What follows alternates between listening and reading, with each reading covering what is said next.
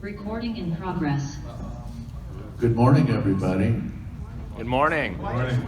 Welcome back to NCE. It's our big October meeting, and it's my pleasure here. I get to introduce our instructor. So, Jason's from South Carolina, been licensed a real long time. How many years, Jason?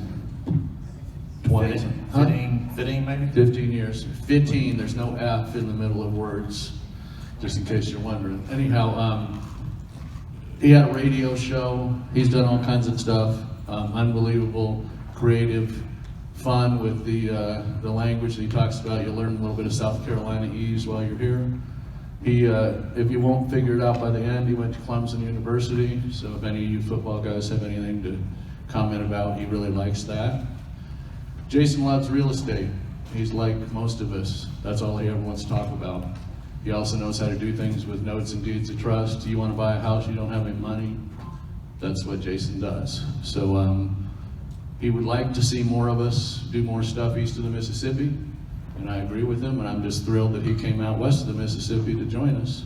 So I think without further ado, Mr. Jason Dillard is going to teach us his class paper on steroids. Mr. Dillard. Thank you.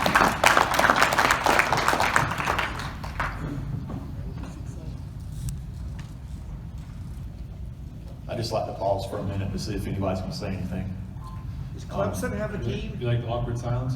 Yeah, awkward silence. What did you say? I was wondering, Clemson have a team now? Or no? Not this year. Not this year. Okay. We skipped it. Yeah. We're skipping a year. I heard you beat Alabama once. Well, we did once. Yeah. Once. And we're still talking about it. Are you still talking? Yeah, about we're it? still talking about it. But yeah, I'm Jason from Greenville, South Carolina.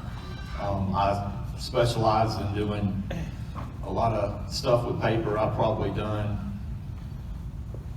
500 to 600 transactions with paper, where I was creating the paper, where I was buying the paper, creating and selling the paper. I just agreed 2 days ago to buy a partial from somebody that created some paper. He needed to get his money back.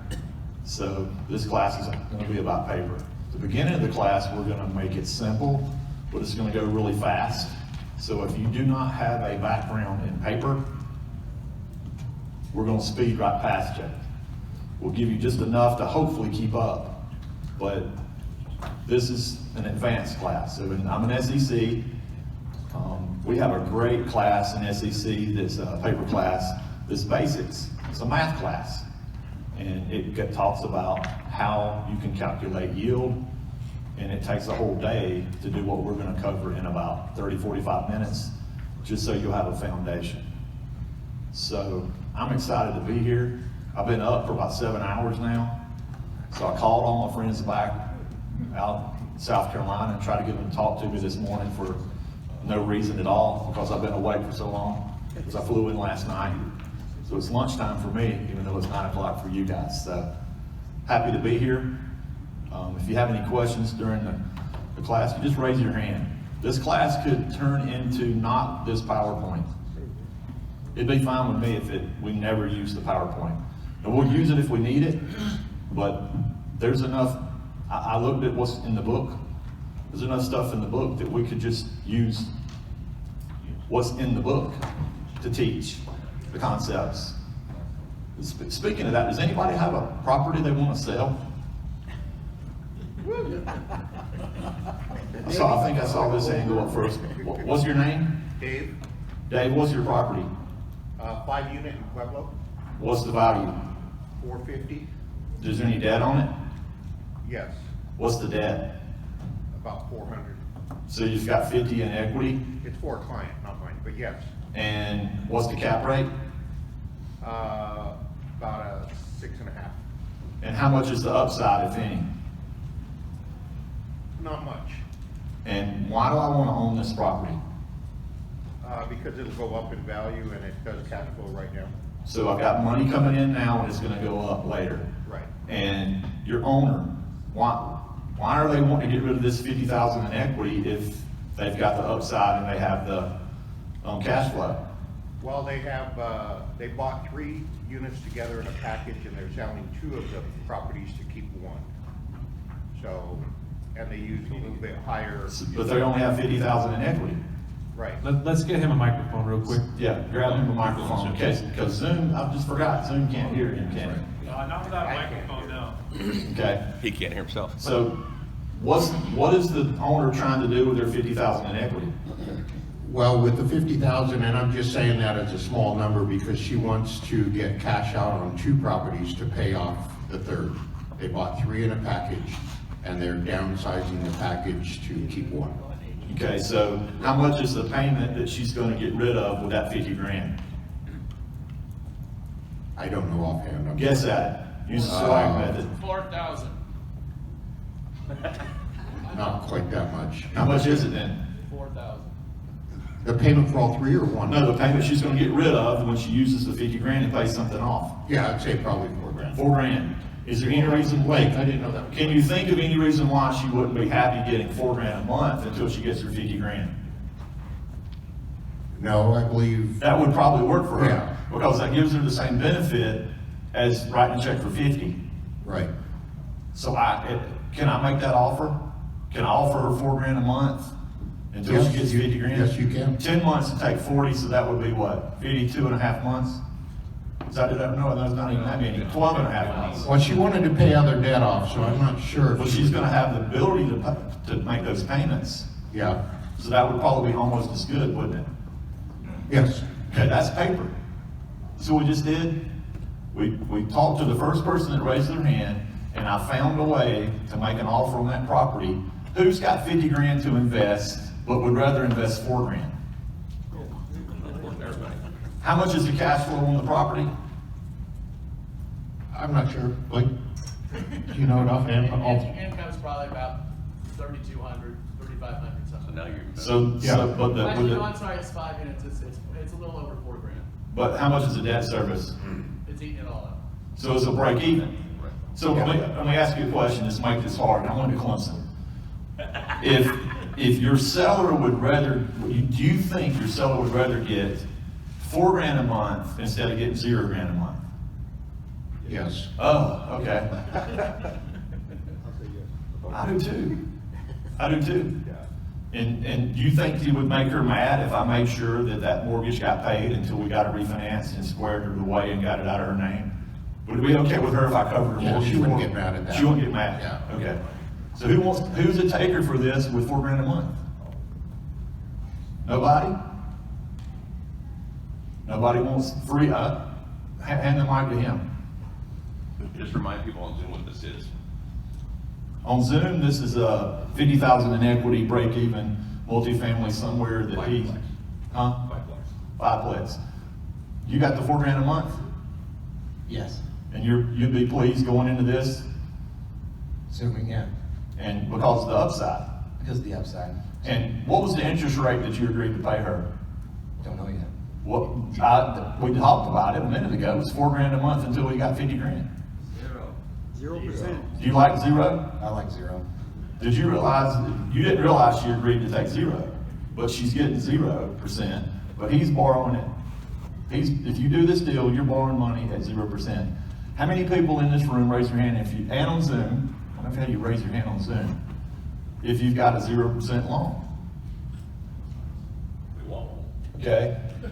How many people don't have a 0% loan? Everybody's hands are. Everyone else. Yeah. But is it easier to make the payment when you're at 0? Now, what if you didn't have the 4 grand? I go find it. Yeah, you could go get it. Maybe you could make half and somebody else will pay the other half. Well, wait a minute, hand the mic back to him, All right, let me get 2 mics real quick. hand it to him. If I made a cash offer and it only got her 30 grand on top of what she owes, what's the odds she would take it? Probably pretty good odds. Pretty good odds? There's some chance, yeah. Pretty good odds? Yeah. Okay, well, hold on a minute, hand the mic back to him. Stay in front of the camera. Stay in front of the camera. This It's okay. I can handle it. Hey, I got a question for you. Would it be better for you, instead of paying 4 grand a month, if you just paid 40 grand instead of 50 right now? No. It wouldn't be? You'd rather make all the payments? You would? Well, okay, that's what we'll do for you then. I'll go ahead and make sure that you pay the $4,000 for the 12 and a half months. I'll make sure she gets the 30 I grand. think it's made 20 grand. Okay, so how do I do that? I went over here and I contracted to buy this for cash. Well, for cash and take over the mortgage. Right. I went over here and I sold him the property and took back a note that's gonna have, how much more money am I gonna make over the next 10, 12 months? 10 grand. 12, 20 grand. 20 grand. 20. 30 to 50 is 20. Yeah, 30 to 50. So if you get your financial calculator out, And I didn't even go to company. I didn't go to Clemson. Yeah. then you get your financial calculator out and you put your present value as how much did I have in it? Let's see, nothing. Let's see, what did I have in it again? Nothing. Knowledge. Knowing what to say and when to say it. Listening to what the presenter's presenting and giving them what they want. Finding another taker in the room and giving them what they want. What if he'd have said he would have rather had it for 40? You still make 10. I'd have still made 10. Since he would prefer paying $4,000 a month, I just went ahead over here and did the transaction. So, but no, I think I misspoke a minute ago. I do have to write a check for 30, don't I? Yeah, so I do have to write a check for You 30. have to write a check for 30. Yeah, so your negative 30 is your present value. Your payment's $4,000 a month for 12 and a half months. What's my return? It's a lot. How much? A lot. 66? 160%. Yeah, because you. How many times do you have to do that to make a profit? But check my close calculator. You know, want to keep doing this, or do you want to run through the presentation? This is fun. Yeah. I'm a real taker for that in a real life. I'm not here to teach, I'm here to do transactions. They're letting me teach before the meeting. It's kind of like the preacher. The preacher don't go to church because he has to go to church. He gets paid to prepare to be ready to preach at church. You go to church because you're supposed to go to church. He actually is prepared to be the preacher at church. Use your example on Monty's lot. I don't remember that one. Well, whose lot? Monty. Oh, that's another, yeah, got too many examples. Who else got some? You want to do this again? This is your class. I got one. Yes. You got one? Yeah. What is it? Microphone. Thanks. Check 1, 2. So it's a little bit complicated, but I listed a $47 million resort offering, and we have a buyer. However, there's an additional parcel that I want to take over and develop myself. How much is the buyer paying for it? For the entire deal? Yes. He's paying 47. And the seller is happy getting 47. Yep. And they've already contracted to buy the whole thing? Probably by the end of the day, we'll have it executed. Well, so how are you gonna go back to the buyer and make an offer to buy the carve out? So I have about a $500,000 fee, so I'm gonna use that and stay in the deal. I'll just take over that parcel. That'll be mine 100%. So you're gonna own a $500,000 parcel free and clear? Correct. And why do you wanna own that? Because it's on Lake Michigan, it's a resort, and I can build 8 villas there. Okay? And you took that in lieu of your commission, and the buyer's okay not owning that? Correct. Anybody got any questions of what he just said? He's gonna own $500,000 in dirt instead of getting a commission. So what's your question? So my question is now, I want to go ahead and build those 8 villas. The stabilized value will be probably about $11 or $12 million. How much is it gonna cost to build them? It's going to cost, excluding the land, because it's free. Yes. So it's going to cost me probably about $5 million. So you're gonna have $5 million and it's gonna be worth 11. $5 million plus my commission. Yeah. Yeah, 5.5 is gonna be worth 11, but you gotta wait on to get it built. Yeah, about 18 months it'll take me. And what's your question? My question is, how do I creatively structure this deal so that I can basically maintain as much equity myself, but also offer an opportunity to investors to be part of this? Why do you wanna do it? Why do you wanna do this big old deal? I'm sorry, why? Why do you wanna, what do you think the value of that dirt is? Well, Do we have any developers in the room? Chuck, I'm just gonna repeat what Chuck says. I gotta spend $5 million to make it worth 11. How much are you willing to pay for that dirt?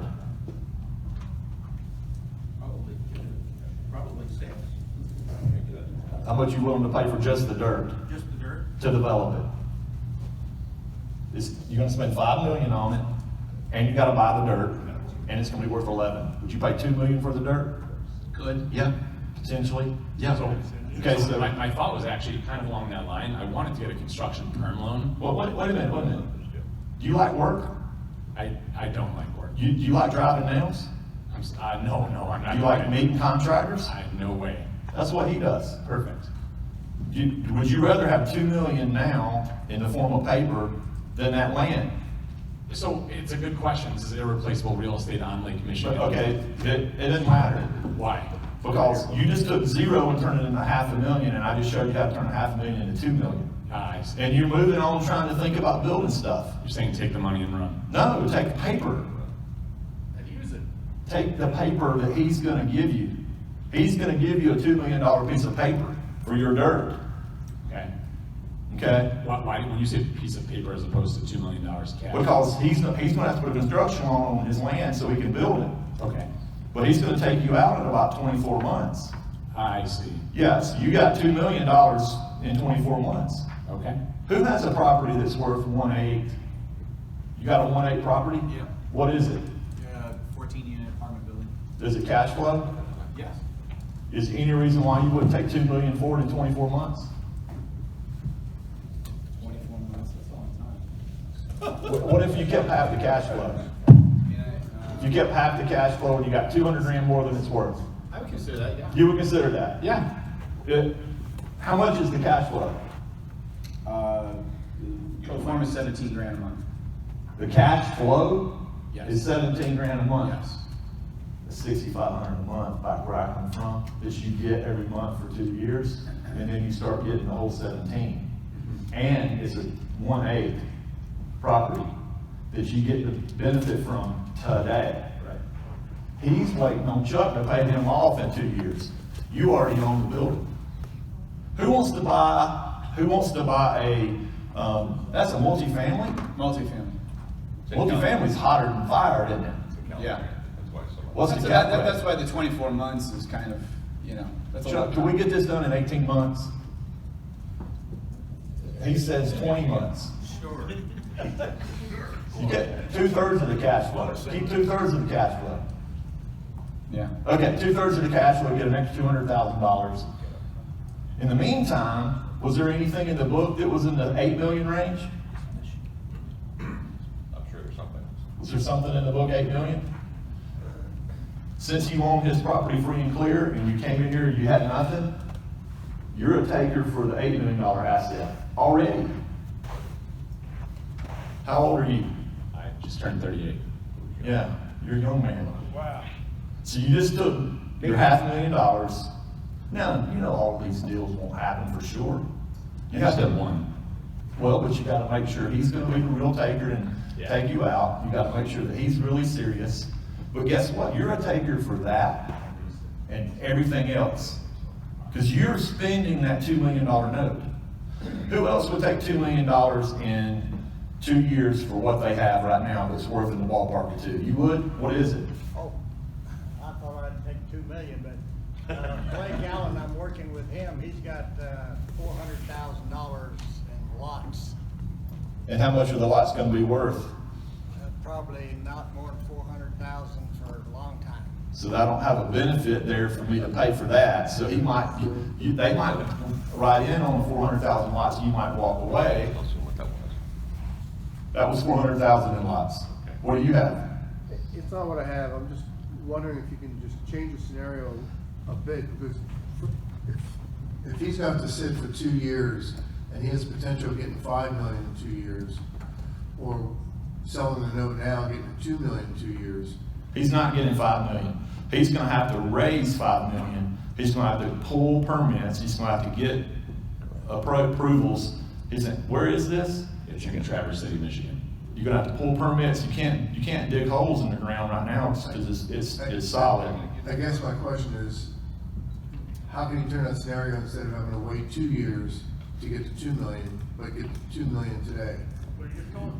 Well, I just did it. I just traded it and went over there. And he's on his way to 8 million instead of 5.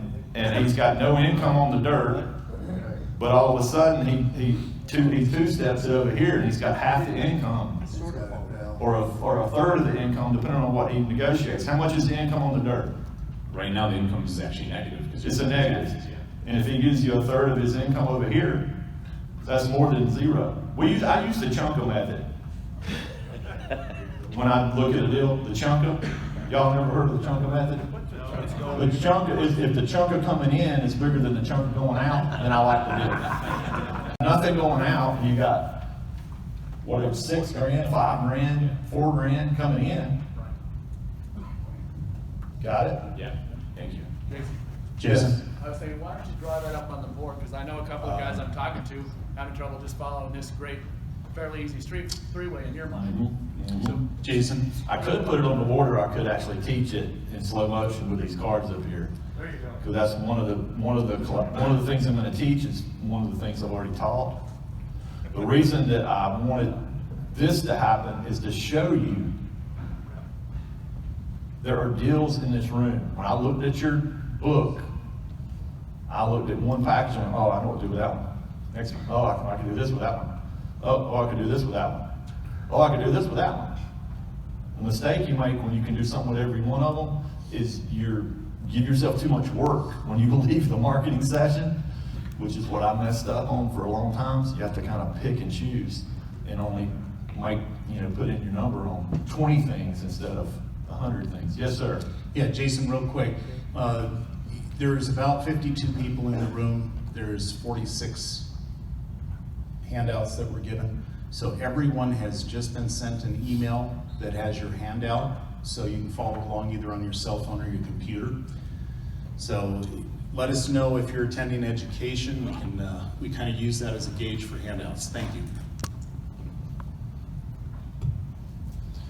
All right, we'll jump into the presentation. I'm about to be on page 3 of the handout. Check your CPAs and attorneys. Don't go by what I say on everything. Learn the basics of paper to set a foundation. Understand how paper can be used to make transactions. Cover formulas using paper. It can be game-changing. And we're going to actually do some case studies and analyze some real-world examples. We've already analyzed some real-world examples. We just did it. Those are our goals for the class. And what's in the handout is one of my favorite things. What does it say at the bottom of that handout? The biggest reason for failure is not lack of knowledge or ability, it's inaction. What's crazy is every one of us in this room today, when we finish this class, is going to have more knowledge than we had when we came in, including me. And unless we use the knowledge and act on it, it will not benefit you one bit. Just because you know how to do it doesn't mean you're going to do it. So have the courage to go ahead and move forward and do it.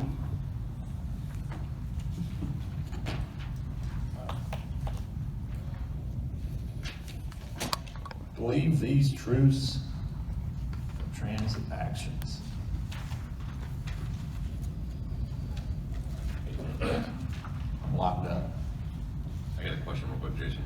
Yeah. For an example, for that transaction, though it comes very easy to you and some other people in the room, would you take a fee or some part of the transaction to help him put all that together? I'm a nonprofit organization. I don't ever charge money for anything. Of course. Of course I'd help somebody that needed help with that. I'd be glad to take a piece of the commission or something. And he walked out of the room. Truth of transactions. I mean, and if you don't believe these truths, you might as well just get up and leave right now. Because you got to believe these truths, otherwise you're going to get up and leave. See ya. You raised your hand. I'm sorry. I thought you were about to leave. You didn't believe the first one. The first one is money follows deals. Deals don't follow money. If you find the deal, you will find the money. It's simple. There's more money than there are good deals. If you can make the deal, if you can put the deal together and it makes sense to people, they will give you the money. Believe that. So that means everybody in the room has an unlimited amount of money to do transactions. So who in here only has 50 grand to do a transaction? I tricked you, man. I saw 3 hands go up, 4. They must not be paying attention. Who only has 50 grand? No, you have unlimited. Unlimited. For the right deal, you have an unlimited amount of money, okay? Make sure that sinks in your head. I use the force. You have an unlimited amount of money. It's like my brother that was a school teacher, right? Taught 7th grade, right out of school, right out of Clemson. He went to the classroom, and they said, Coach Dillard, I need to go use the restroom. And he didn't know what to say. It's like, well, you're not supposed to use the restroom in the middle of class. So he just attempted to use the force on him. He said, you prefer to use the restroom between classes. Okay, Coach, I just went and used the restroom between classes. So that worked. So I'm using the force on you, unlimited. There is not a number you can't raise if you put the deal together. Relationships make deals. I've done deals with people in this room, and it's not because the deal was perfect. It's because I knew the people, and I trust them. Chuck, did you raise all the money on this? You raised it. I put my number in, you never called me. 4 days. Relationships. I put my number in, I'd set aside some money to give it to Chuck, and oops, it's gone. Got another deal. Relationships make deals. So don't come to these meetings and not go to the functions. Talk to people, get to know people. The smartest guy, when you hear the smart guy talking in the room and he really or she really knows what she's doing, I want to have lunch with that person. Even if they don't have anything in the book, it's the person that knows what they're doing. Relationships make deals. All inventory is your inventory. Can we make more money if we only have our listings, or can we make more money if we can use everybody's listings? And in this room, everybody's inventory is yours. Assume that that client or that principal will let you use their inventory. I just bought a mini storage facility in Asheville, North Carolina, 1031 into it, and it's worth $1 million. It's free and clear. 1031, so I'm stuck in it till I get an unsolicited offer next year, and I'm looking to put debt on it. That's your inventory now. You heard me say it. If you need a place to put debt, private debt, just park some debt. Think of me. Because my equity is not making money. It's stagnant, sitting there. I'd rather use it and do something with it. Explain the benefits to them of parking the debt. If you convince somebody to take back a note for their property, not against their property, and you put it against my property, that property is free and clear. You can use it to go up, you can use it to leverage, you can use it to subdivide it. A lot of benefits to owning what you're buying free and clear and putting the debt that you're getting from a seller on another property. Since you're teaching notes, you can create a note as a debt instrument against your own property and use that as down payment. That's one of the slides in my class. And remember what I said. We might get to a slide and go, oh, we taught that already. This is your class. It's okay. It's okay if we get to a slide and I've already taught it. But these are the truths. If you don't believe these things, you don't have to have anything in the book to do deals. What did I have in the book to do the deal we demonstrated at the very beginning? 30,000 5 unit. I had the ability to write a check for 30 grand or find it.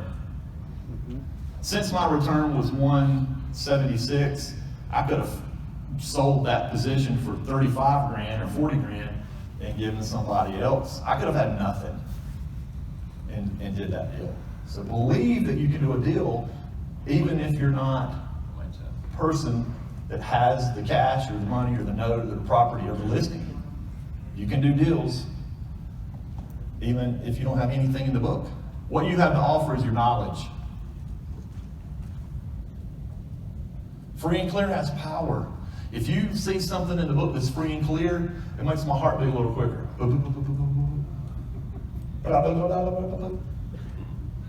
Free and clear has power. I can buy something that's free and clear, all paper. Because the seller doesn't have to pay off something. Free and clear has power. If you can make what you own free and clear, is it easier to trade it up? Yeah. So remember, one of the benefits of using paper and using real estate is the free and clear, or making it free and clear. The ability to make it free and clear has power. Adding cash will bring out a taker for any deal. What's the worst package in the book? It doesn't matter what it is, if you add enough cash to it, you get rid of it. So when I hear somebody that's got a ton of cash, wanting to get rid of something small, especially, I just ask them to add a ton of cash into my transaction.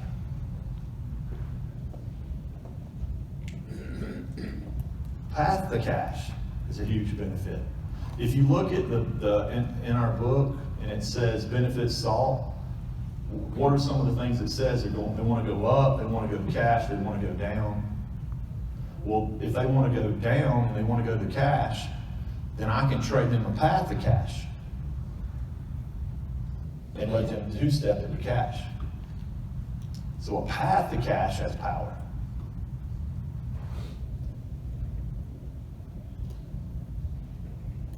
Every presenter is placing an order, okay? If somebody presents a property in a quick pitch, they're placing an order. And a good exchanger hears what they're placing, the order they're placing. They're telling you about their property quickly, and they're telling you the cap rate and the value and the debt and all of that. But if the moderator's good, the moderator's going to pull out what order they're placing. And you got to be able to hear what they're placing. What was he placing an order for? $50,000-ish.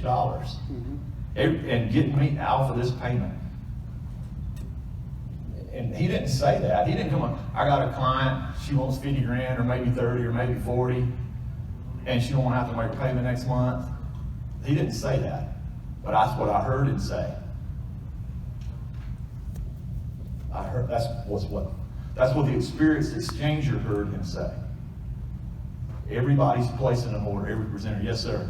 Kind of skipped over half fully leveraged property. Oh, a fully leveraged property has that's an example right there.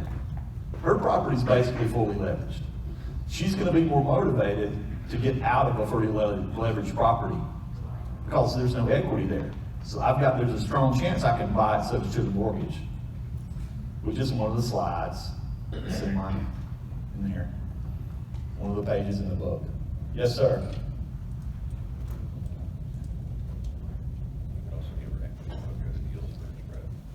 You got anything, a glass of water? We've got a scenario for Jason. You're talking about taking debt out of a property. If I own a rental property, and the debt's probably about $27,000, $26,500, something like that. The market value is probably $65,000. How can I get rid of the bank debt so that I can take that and then go trade up into other properties? Do you own anything else? Other properties? Yes, sir. Nothing free and clear. Tell me what other property you own that has the most equity? Probably my own house. Besides that? That's about it, is that rental property. And they're all fully leveraged? We did a 75 LTV on the property. But I bought it really cheap though. Do you have any other properties with private lenders? No. All right. Your friends don't let friends do business with banks on single family houses. So one of the mistakes that you didn't know you made, that I made too when I was starting out, is I put bank money on all my single family houses, and I went around to the upstate CREA meetings and talked about how great my interest rates were. But once you put that bank debt on there, you can't move it. And one of the benefits of having a private lender is being able to move, discount. I would get a private lender. How much money do you need to pay this loan off? About 26 and a half, maybe 27,000. And it's a $60,000 property-ish? $65,000, yeah. Okay, so what I would do if I was you, I'd come into a room like this and I would make offers with my house to buy something. And then after I got an offer accepted, I would find a partner that will give me the 30 grand to free and clear it. So I would treat it free and clear to begin with. So if you're gonna go up to 300,000, find something that's 300, use it as a down payment to buy it. Once you get an offer accepted, then you present to somebody with 30 grand. Now, we've only talked to a handful of people in the room, but there's at least one person for sure I know that's got 30 grand. that might own half of the next deal you're going into. Because you really own half of your deal anyway. Right. You only own half of your house, the bank owns the other half anyway. If he comes in and frees and clear, and you don't ask, hey, will you free and clear my house so we can trade it up? It's gonna be great, we're gonna find a good deal on it. No, you go get it under contract to buy the next deal. Then you come back in and you give him the opportunity to own 50% of the deal that you've got under contract. And if he doesn't want it, right here, because deals are like girls and girls are like buses, right? Everybody's got money. You know why girls are like buses? We're tired. Well, if you miss the bus, there'll be another one along in about 15 minutes. Does that answer your question? It does. Path to cash is a huge benefit. Presenter is placing an order. Exchangers listen to what is to hear is what is not said. So you, There you go. if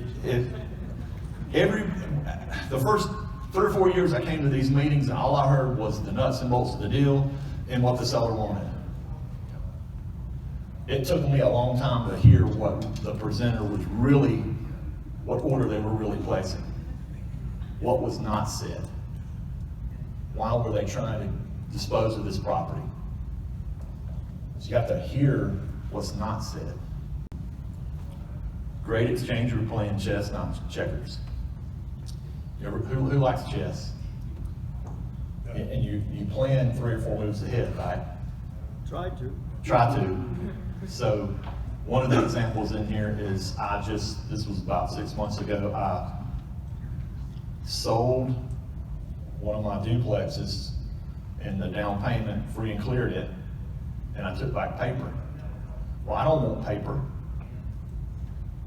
I want paper that I can use to go up. My duplex that was encumbered is hard to trade up. Who wants a duplex in Spartanburg, South Carolina? Who wants a $60,000 first mortgage that somebody put $30,000 down that's paying 8% secured by a duplex in South Carolina? You see all the hands that came up? So I was playing chess, not checkers. I don't want that paper. Paper's going down in value, but I know that I could use it to go up. So I traded my equity from the equity I had in a duplex to an equity I had in paper that and I created it in an interest rate that people would like it, at an ITV that people would like, so I could go up. And that reminds me of, that's the same formula you could use. How much is your property rent for? $650. If somebody could put $30,000 down, and if you could find somebody with 30 grand that's got to spend it, they could put $30,000 down, you could create your $35,000 note.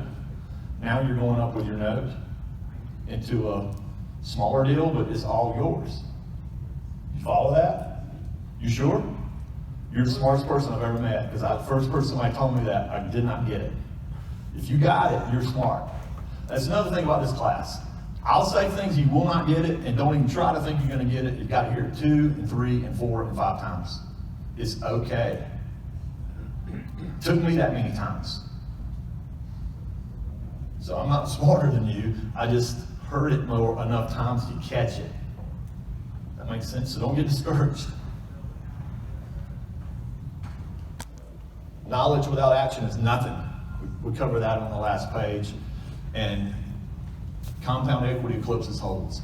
That's why you don't want that deal that's going to be stagnant for 2 years. How fast do you want to trade up if you can trade up into more benefits? As fast as possible. Fast as possible. Why do you want to be stagnant with your equity? You already created the equity. Right. You got $2 million in equity. You're just going to be stagnant for 3 years waiting on approvals and stuff and raising money and hoping the bank funds. How many people's ever had a bank loan get approved and when you get to the closing they didn't give you the same rate and terms and wanted a bigger down payment? The other way around. I had a deal that we had perfect until my mezzanine financing everything for a similar deal, and the bank decided they weren't going to allow mezz financing. So my equity stack just collapsed because they were at the bottom of it, right? So if I'd have traded out of that property sooner, we ended up trading out of it and made money, but I'd have made way more money if I'd have traded sooner. The sooner you trade, the more money the faster it compounds. Fast.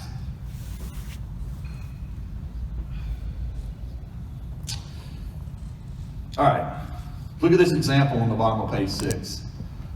Got a rental property, the value 75, debt's 50, my equity's 25, my cash flow's 30.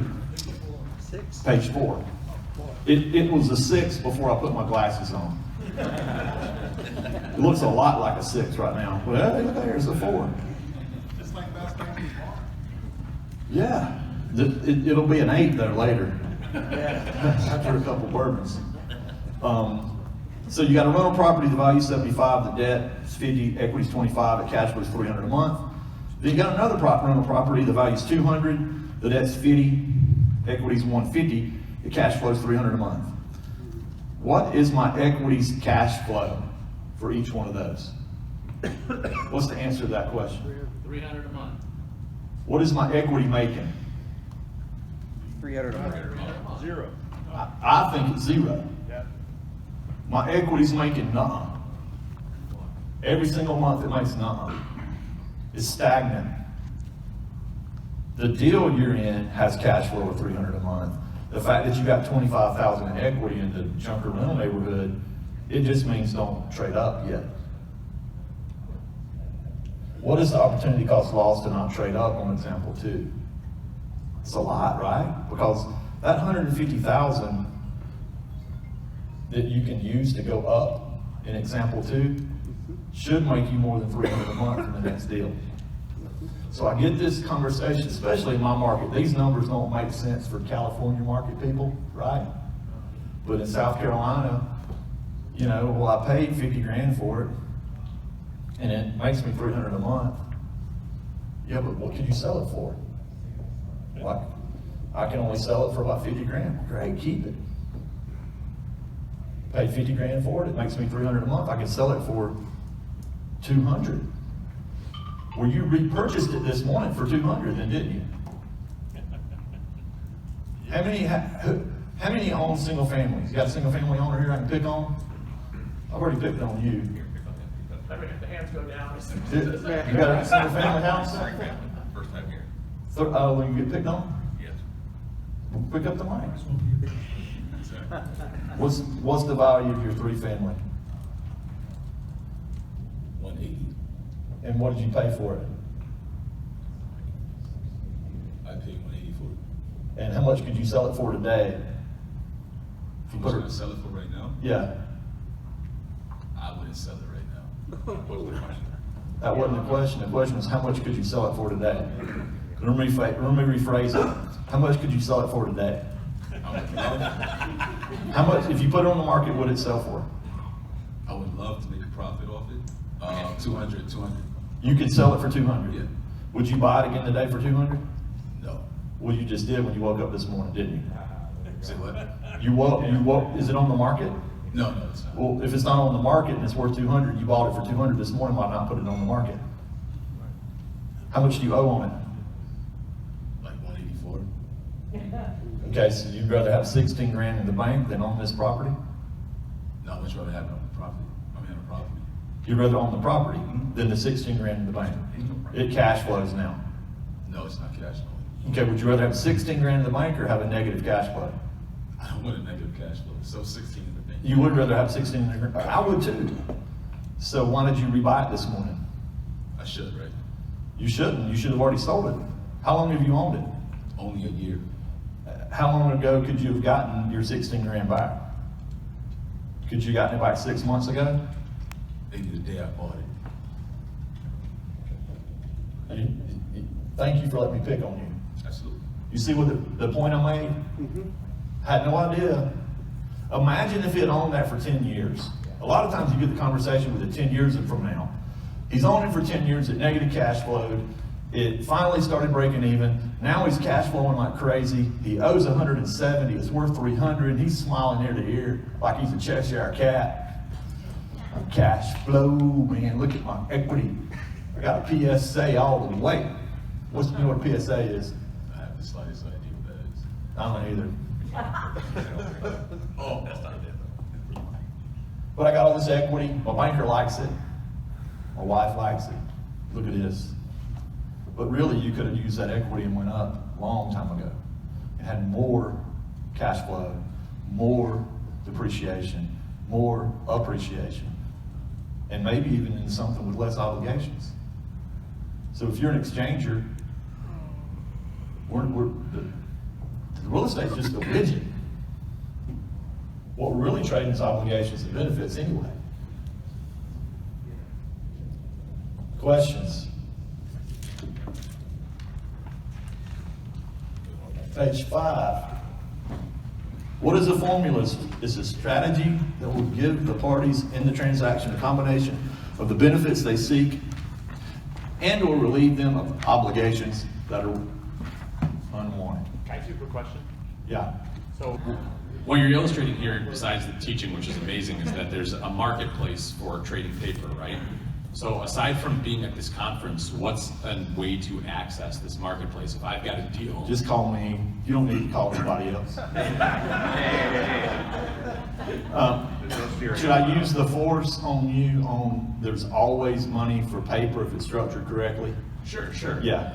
But if I'm sitting at my home or sitting in my office, I don't know what the market is going to pay. I don't know who the market is. I come here to Las Vegas, I meet everybody here, and now I know there's buyers for this, there's sellers for that. How do I or anyone here access that? That's a great question, and it's all about the yield, and it's all about the risk. Yield needs to be higher for more risk. If it's first position, second position, how long the note is, that's something you're going to learn when you start doing more transactions. Every deal is different, but yield is important. You know how I know yield is important? My question is the marketplace. So I didn't know this developer gentleman that's over there. I didn't know this gentleman here with the Everybody you know fiveplex. is a potential buyer for paper. Sorry? What he's saying is Everybody you know is a potential buyer for paper. Let's make it simple. That paper we started out with earlier that was 176 yield, if I cut it down to 80, how many people would have bought that in the room? Right. If I cut it to 40, no, he wouldn't take it at 40, but he'd take it at 80. So his yield needs to be 80, which reminds me. So what's that beeping sound?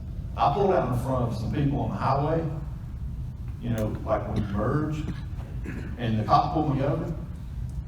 And I said, well, they just wouldn't move. He said, you didn't see that yield sign? I said, I yielded as loud as I could, but the cars just kept on coming. Yes, sir? Hold on. He's from South Carolina, you gotta get used to it. Okay, I'm gonna tell you what I didn't hear from him. I didn't hear about his fear of losing his equity. His fear of his $500,000? No, I'm talking about a gentleman over here. That's what it is. He's perfect. Yeah, that's a good point. What I heard, and I think many of us in the room, and myself included, I have a house that's just like that, except I got more equity than, I got about 100,000 equity in it, and I still, but I love that property. Well, let me ask you a question. Sure. If you sell it for cash and the money goes to the QI, are you afraid you won't be able to place it? Yes, because I've had clients where we've had that problem, it's got too picky. Okay. What So you didn't hear from me is I may be too picky. You come in a room like this. Yes. With your 1031 money. Yes. With short time. Right. And you don't get covered up in choices. I get covered up in choices. And you can't pick one of them. How did you ever get married? I didn't think anybody else She would. liked you first. Yeah, that's right. I didn't think anybody else would marry me, that's it. She liked you first. 52 years I've proven it. But here's the thing. Right. Even though you're not very desirable, your cash is the same as everybody else's cash. Yes. Does that help you? What he was, Jason, what he was talking about is what his challenge is the fear of missing out on what he doesn't know. But we picked on him as the first time. Yeah. That's what he was saying. It's for, But I think that, I was trying to get to the core of the problem. it's the And fear. I know that for myself. Well, we can talk about that later. Okay, I'm sure I'll be able to buy your property. okay. Hey, I can't figure out how to work this machine. I know it. How do I make the slide go down? What's the next question? Why do I stay married to the same woman? It's because my real estate has more problems. Fear that you're going to look stupid, and you're going to have to go home to your wife and say, well, I sold this property for a piece of paper. And she says, oh my God, you've done it again. That's okay. Those things. I don't know what his fear is. But No, I mean, that's what everybody's fear is, ain't it? But when you make it simple, would you rather have 16 grand in the bank or have this negative or break even? Unless you just enjoy it. Yeah, so No, I'm just talking about the normal fear that everybody has for stepping out off a curb or something, whatever. Let's not pick on him anymore. We got plenty of other people to pick on. He's brand new. You don't pick on me? Yeah, I pick on you. Pick on you. So next thing I've got on my slide is what is a formula? What is the? And I mentioned that before I brought the slide up. The information that I gathered to figure out what formula we're going to use, I use the POS method, which is property owner situation solution. So when I'm talking to a seller, whether I'm moderating a package or I'm talking to a seller in a coffee shop like I was a couple of days ago, sitting there and seeing if she wanted to sell her building, that's the method that I use. Ask her about the property, all about her situation, and what would solve her problem. What problem does she have to solve? So the formulas that you hear in this room are meant to solve problems. And one of the best things you can do to solve a problem is to use paper. And knowing what questions to ask, it's an art. A good interviewer, they just keep asking the open-ended question, and you don't even realize they're interviewing the presenter. That's the kind of things that you have to do, and you have to practice it.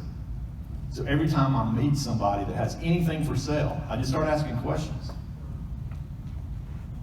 And try to figure out what their motivation is and what they want to do with their equity. Speak out that pause again. POS, Stands for property, Okay. owner, situation, solution. So a great way to balance is to use paper. And I just rattled off a bunch of benefits. You hear this all the time.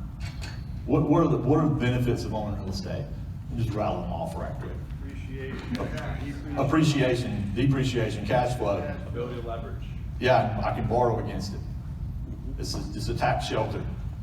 If it's got improvements, I can deduct. What else? What's one of my favorites the older I get? Cash flow. Security, safety. Yeah, safety. Yeah, so the 1031 I just did, we took half the money and bought free and clear stuff, which I thought I'd never do, for safety. And we took the other half and we levered up. So I got my safety benefit over here with little cash flow, but then I've got a lot of cash flow and a lot of yield over here with less safety. What about obligations? What are some obligations to own real estate? Debt service. I gotta pay my taxes. Tax. Insurance, I gotta manage it. Capital expenditure. Maintenance. CapEx. Maintenance, yeah. If the tenant, something breaks, I gotta have enough money in reserves to fix the air conditioner if it's blows up or whatever. I gotta keep the insurance on it. If it's got a bank loan on it, I gotta keep the banker happy. I gotta send them my PFS once a year, and they gotta like my numbers, or they could take my property. There's a lot of obligations to own real estate. And a lot of times you'll hear someone present something and they don't have a need for different benefits. They have a need for less obligations. So those of us with no hair and gray hair, we probably want less obligations. Those of you that have brown hair and blonde hair and half hair, y'all are okay with more obligations, right? Should be. The hair test. So what is paper? Now, am I supposed to take a break when that ends? No, what I'm doing there is when that's up, we're an hour in. Okay. So I'm just giving you kind of like we didn't discuss exactly how much time you want to Okay. go, but it just gives you something. But at 10:15. Okay, what is It's paper? up to the presenter, promise just when you want to go to a break. Page 6. I'll gladly pay you Tuesday for a hamburger today. Who said that? Yeah. Wimpy. Wimpy. So that paper that I created in that earlier example, I just created it. I grabbed a piece of paper and I put, I owe you $50,000 at $4,000 a month for enough months to get you paid back. That's a note. A note is a promise to pay. If it's secure, it's going to have, what secures the note in our world? A mortgage or a deed of trust. Now, can you secure with other things? Yes. Yeah. What's your favorite? One of my favorite things is I secured a loan with an option. So an option to buy a building, I needed some more money to put a roof on. I borrowed against my option to put the roof on. So streams of equity in either direction over time. So the either direction is important. You can use a reverse mortgage to actually make your negative eat for a period of time. So don't forget that paper can go both ways. Anybody have a reverse mortgage in here? I can't wait till I'm old enough to get one. Borrow at bank rates and you never have to pay it back on the house you live in. That's not a bad deal, if I need them, especially if I need the money. But I have a lot of reverse mortgages on my houses I'm flipping and building. They're accruing. And they're accruing mortgages. They're not reverse, they're not forward. They're just stagnant. They're in between. So an accruing mortgage doesn't have a payment. Jim, what you got? I just sold a house with a reverse mortgage, my own house. It was wonderful. About 15 years, I never made a payment. So you owned it for 15 years, didn't make a payment the whole time. And since you're in Florida, your appreciation outran your equity that you were losing. I netted out quite well. So what did you just hear him say? He made money. And what did an exchanger hear Jim say? I netted out quite well. No, that ain't what I heard him say. I never made a payment. No. He got paid to get paid. No. He's got money. He's got money. That's what I heard him say. So if you see me writing as fast as I can, you've already spent it. You got more money. You got more money from somewhere else. When somebody presents something and they say something like that, I assume they have money. And if I need them to help me with one of my deals, I write it down. Jim Wolf has money. Everybody write that down. What's that number, Jim? I do, now what about? There you go. Page 7 is an example of a note, just in case nobody in here has ever seen a note.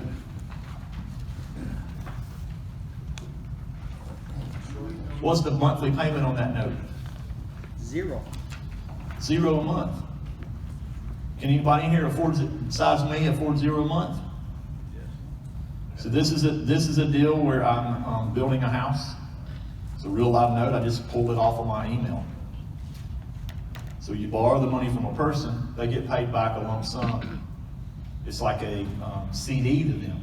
So if they're used to borrowing money putting money in the bank and getting a 1% CD, and it takes a year or so to get their money back, same thing. Except he's making 8. So 8%. The next page is an example of a mortgage. Now, I didn't have a trustee because most of my stuff's in South Carolina. We're a mortgage state. So that secures it. So the note is the promise to pay, and the mortgage is the security that's recorded against the property. And together, that's what we call paper. So when you hear somebody say paper, that's probably what they're talking about. If I'm creating paper, I'm going to have a note and a mortgage or a trustee. Does the note get recorded? No. No. The mortgage gets recorded. Otherwise, the collateral is not there. Right? It doesn't have to be mortgage, you can Yep. You could collateralize it with an option. You could collateralize it with any kind of lien. Yeah. So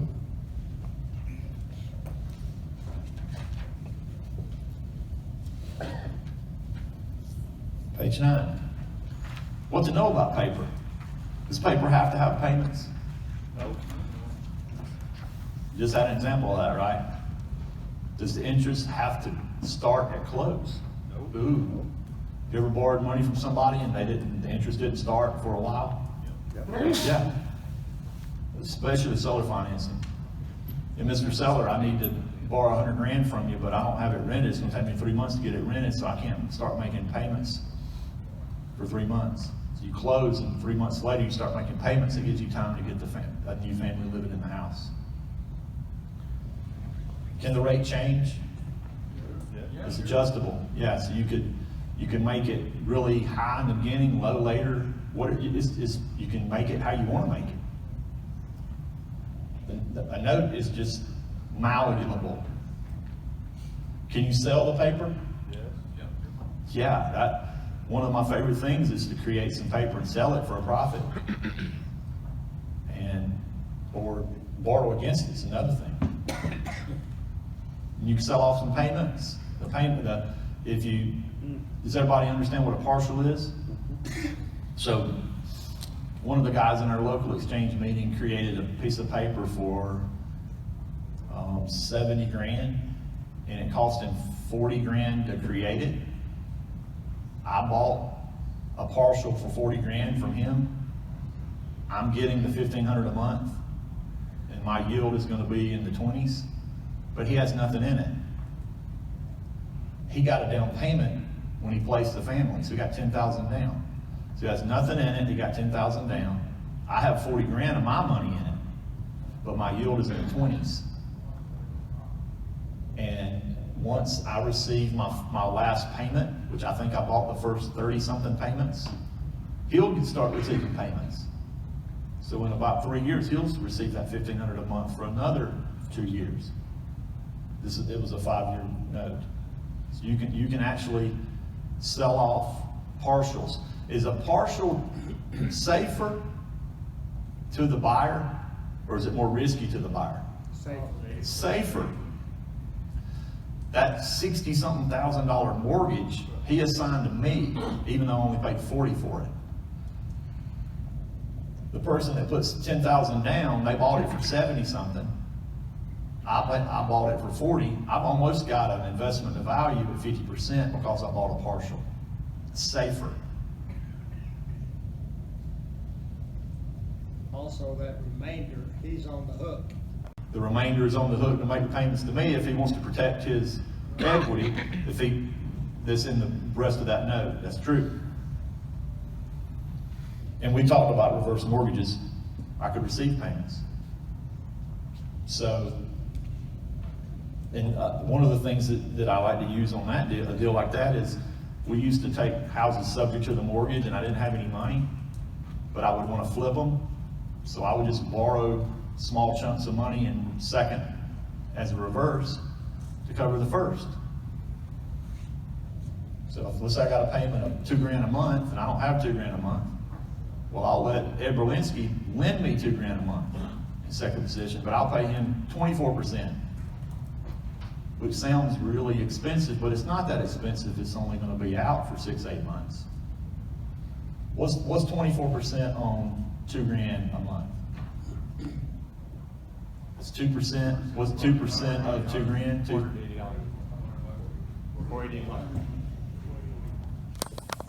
Yeah.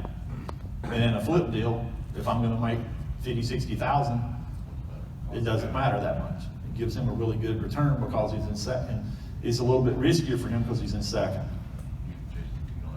I know you can also short your own second, or you sell a mortgage, like we did a mortgage on the medical building, and we had a first right of refusal to buy it back. If he went to the market, we could sell it or short it. So what Brian is saying is never pay off a private lender unless, if you can help it, without asking if they would take less. You just always ask. It's free to ask. We had a seller take back a mortgage one time, and she worked as a paralegal at the attorney's office. I called her once a week for like 2 months, asking her to take a little less, and she said no every time, because she knew the game. She got her full payment when we flipped the house. Then I had Toy, what's Marshall Tucker Band's lead singer? what's his name, Marshall Tucker Band, Toy Caldwell. I had Toy Caldwell's daughter that was selling me a house, and she took back a note. And about 30 days in, she was out of cash, and she was calling me, and we discounted that note 30 grand because she needed the money. Yes, sir.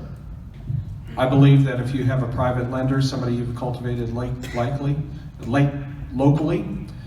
and you're getting ready to pay them off, I always ask them, are they willing to move that money to another property? And if they say yes, I'm out shopping. Bingo. That's a man after my own heart. He must have read ahead in my handout. That's a great point. Is Tuesday wimpy? You hadn't paid up. It's on page 9. So an exchange is a formula. When to use a simple swap. You know, we come to these rooms and you think you're going to trade like baseball cards 1 for 1, and the odds of that happening is almost never. It's always going to be a 3-way, or there's always going to be a QI that holds cash, or a QI that even holds your paper, your 1031 paper. Most of the time, it's going to be more than a 2-way. What if the exchange and the benefits and obligations won't match in the exchange? What do you do? Paper to balance. Paper balances it. That's why it's important to know paper when you're an exchanger. Paper balances every time. Well, I'm not willing to give you that price. Well, we'll use paper and make it up. And the paper can be due a year from now. It can start right away. It depends on how you want to balance it. Don't forget, most of our exchanges take multiple steps, even when you're using paper. So the benefit over here wasn't that he was going to a $2 million note as much as he could trade that $2 million note into a cash flowing multifamily. So the $2 million note's great. That's going to balloon in 2 years. But the cash flow multifamily was the second step. That's what gives him cash flow now. And the ability to leverage. So as soon as you got him out, if you negotiated with him to get him out over here, you could go right back and borrow money and get your $500,000. You could still earn your $500,000 in commissions by borrowing it. Yeah. So cash demands a discount. Trades make 2 or 3 moves, but no discount. In this market, cash may not demand a discount because the market's so hot. When we get, especially when we get back to normal, if I can trade down slowly and get full price in 2 or 3 steps, I don't have to give up the discount when I'm selling. When we do a trade, and this in the next page, I'm going to show you a deal I just did. I almost always use 2 PSAs. Why do I use 2 PSAs instead of 1 exchange contract? Easier to understand? Yeah, the bank, and if it's got a bank involved, they're really going to blow them away. Yeah. So if I'm getting a bank loan, I'm definitely going to use a purchase and sell agreement to buy and a purchase and sell agreement to sell. And what you see on the closing statement for where I'm buying is funds received from another closing as the down payment. Right. So funds received from another closing is on my purchase HUD if I'm getting a bank loan. So 2 PSAs. I just cut and paid this off of a deal I just did. I bought a building for $120, and I used the 1031 to buy it. But I really paid a $300,000 assignment fee to a friend. You know what friends are, right? People you want to pay. Friends are people that you do deals with. Friends are people you do deals with. It's a friend. So the assignment fee made it to the friend because it was 1031 money. I couldn't get it. But my friend and I are going to do a deal in the future with that money. That makes sense? Are your friends always licensed? No, I have friends that aren't licensed. And there's no problem with an assignment fee? No, not in South Carolina. You know, friends are friends pals are pals, but, you know. Friends are people that lend me money or I do deals with, yeah. You can pick your friends, you can pick your nose, but you can't watch your friends on the side of the sofa. It's another funny joke. Everything reminds me of a joke or of something from a movie. Did I say that too fast for anybody to laugh? I got it, I got it. What did you say? You can pick your friends and you can pick your nose, but you can't wipe your friends on the side of the sofa. I get it. And then the second HUD on page 11 is where I sold a property I owned. So I owned a little condo, and the guy that owned the building I was buying, I asked him if he would rather have a condo. So I called him and I said, I don't know if you want to do this or not, but I can't figure out why you wouldn't. You know, this building you're going to sell me? Well, you're getting about a 6% return on that building, but if you buy this condo for the same amount, you'll make 8%. And I had just had a feeling you'd rather make an 8% return on the building, on a condo, than making 6% on a building. He said, yeah, I'd rather make 8 than 6. So I took my 1031 money and I gave 120 to him, bought a building. Then he turned around and took the same money and bought one of my condos. So who ended up with the money? Why me? So I ended up with my 1031 money, but I sold a condo, so I leased the condo back from him at an 8 cap. Because I don't want to lose my condo. I want to keep controlling my condo. My condo's got a family living in it paying rent. And my chunk of coming in from the rent is less than the chunk of going out from the lease that I've got on the guy that bought it from me. Does that make sense? So, 2 HUDs. So I got a question. Yep. So I just, a question on that assignment fee. So under 1031 rules, that's legal, or I've never seen that. Yes, legal. I mean, I can pay whatever I want to pay for whatever I'm buying. And I wanted to invest some money with that particular friend anyway. Right. And it didn't go into my bank account. Right. It's in his bank account, doing things that he's doing. And I'm gonna partner with him on the projects he's working on in the future. Okay. So it was a way for me to get the rest of my 1031 money spent. Okay. But you don't own, you're not into that Pettican LLC. No. You have nothing to do with it. No, Okay. it's a friend. Yeah, yeah. Okay. I The get it. friend has that LLC, and that LLC has the cash, and I can't, it's not my cash. It can't be my cash, or I would be, Right. if I got all of it, I'd be in Right. trouble. Okay. But something that wouldn't be a problem is the second closing statement, because that second closing statement, it just says I sold something. So if you look one page ahead, I owed 60-something thousand on it. Right. So I didn't get all of my 120. I got 120 minus the 60-something Right. that went in my pocket. So that's legal, that's fine. Right. It just two-stepped it into my pocket. I just kind of want to reiterate on that nuance. As a broker and agent, I would never put assignment fee on there if somebody wasn't licensed. So I'm just trying to understand why not put something like a consultation or some other service. What state are you in? I'm in Michigan. Is there some Michigan state law that says you can't earn an assignment fee? Let me ask you a question. If you didn't have a license and you had that dirt under contract, Sure. would it be okay with you if I gave you $1 million to step into that Not position? not as an agent or as a broker, not as an assignment. Well, if you had it under contract, Right, I would prefer, if I was unlicensed, to have a consulting agreement with you. was everybody in this room is licensed. That's But there's another world out there of investors that all they do is put stuff under contract and assign contracts and make assignment fees for a living. So in Michigan, they have cracked down a lot on that, and I think that most, at least from what I've seen, the common practice is to stay away from that because of the fact that people are And, unlicensed. you know, that's what's really cool about our business.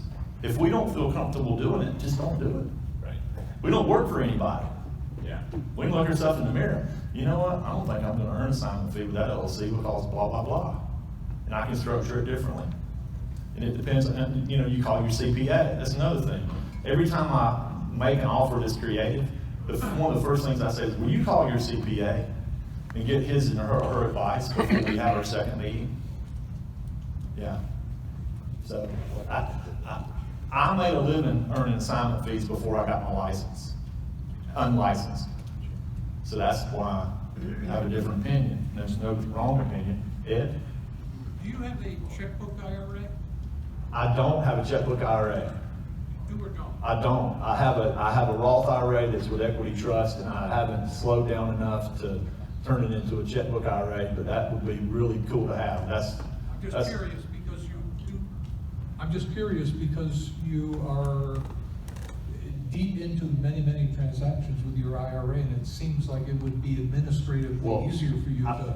I don't do a lot of deals in my IRA. I borrow money from other people's IRA. I have about a 5 to 6 million borrowed from IRAs. But I don't have, my IRA is just sitting there.